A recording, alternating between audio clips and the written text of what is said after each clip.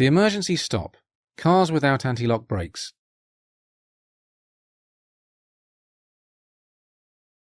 Most people who are learning today will probably never drive a car that does not have anti-lock brakes, unless they go on to become driving enthusiasts with cars that are many, many years old. Anti-lock brakes have been a standard fitment in Europe since around 2005. However, because there is a possibility that some people watching this might drive cars from before the anti-lock brake era, we've included this short explanation.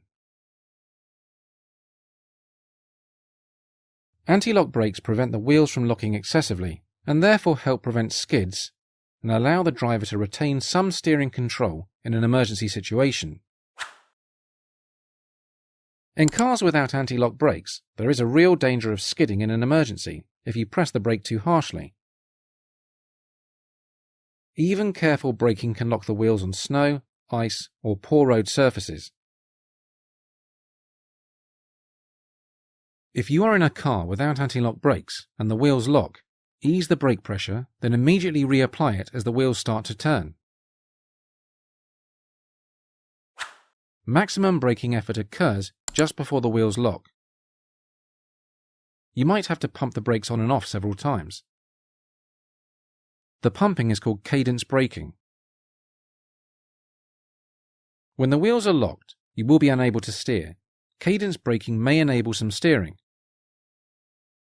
As ever, the best advice is to drive carefully and avoid finding yourself in an emergency situation.